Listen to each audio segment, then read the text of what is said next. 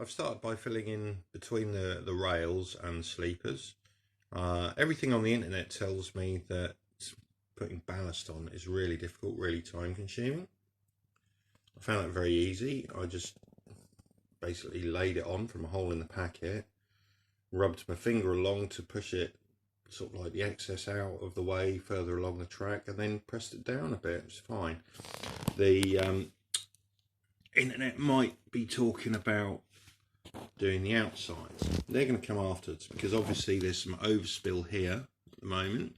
As you can see, I can pull that in. So I'll start off doing the inside, then the outside. I'll probably put some PVA down on the outsides beforehand. Certainly I'll be putting some watered down PVA along the inside to keep all this in place when I'm happy that it's smooth enough and compacted enough.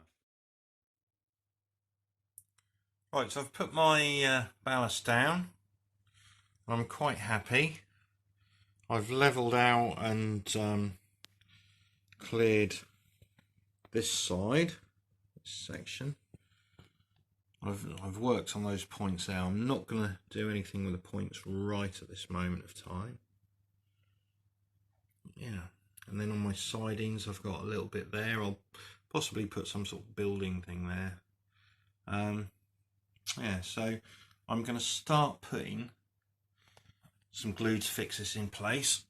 So along this curve here. So what I have is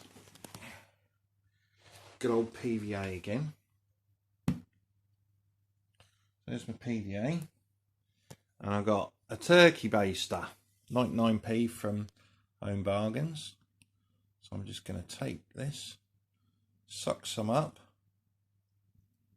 That's it. And then what I'll do is gently drop it along to soak in. Simple, yeah? And then when I'm happy that I've got the right amount on, I'll wipe the rails down, because otherwise that's going to mess up my conductivity. I can probably do it more accurately if I'm not holding the camera, but there you go. That gives you an idea of what I've got to be doing now. So there's a little bit of fairy liquid in the PVA and water mix. The PVA is very, very thinned down. The washing up liquid, fairy liquid, that is there to make it flow better. So I'm going to crack on with that now. I'll put you down. There we go, it's all nicely soaked in. And I've done 3 sets of points here. And what you have to do is make sure that you don't have any bits of ballast stuck in there, because what you don't want is for the points to be inoperable, and you want to make sure that all the rails and frogs and guides and whatever are clear as well. Try and reduce any height, because otherwise you end up having something that's just going to cause derailments. And it's always easier to derail on points anyway, because things are already a little bit unstable. But anyway, it's all soaking in nicely now. So hopefully in a few hours' time, that'll be looking good, and I can then start tidying it up a bit, making sure, and then I'll carry on with all the rest. That's just got it laid out roughly for now. It's quite a lot to do. But yeah, it's not the easiest job in the world, but actually it's quite pleasant to do. Okay, so I've flattened out the ballast on that area, but I haven't stuck it down yet. This lot has, you can see the darker bit where the watered down PVA is soaking in and still needs to dry. Okay, so I've gone around there. I've done this bit as well. So I guess I've done about half of it.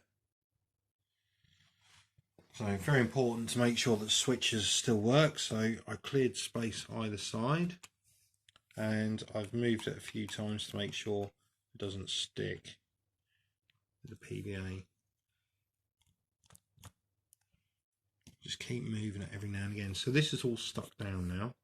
Okay, it's not fully dried yet.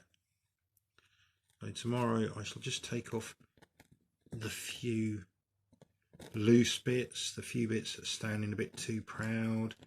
You know, once they're sort of mainly dry, I can pick them off. Might use a scalpel or something to do it. But yeah, generally speaking, it's in there fairly solid.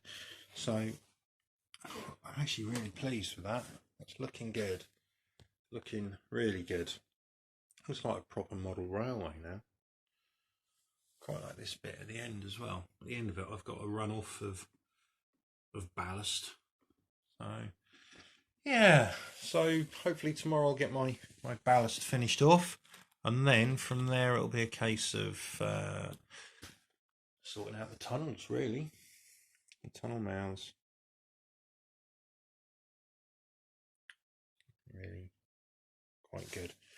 I'm wondering whether it's going to stay dark or whether it's going to dry lighter. Who knows? But to be honest, I quite like it like that, because it's made it, instead of all uniform sort of light grey, I've got light, dark and mid grey. So it's quite nice indeed. Well, the ballast is mostly done now. I say mostly because I've done the main track. I used up some spare black in the entrance of the tunnel, just to darken up the entrance of the tunnel nicely.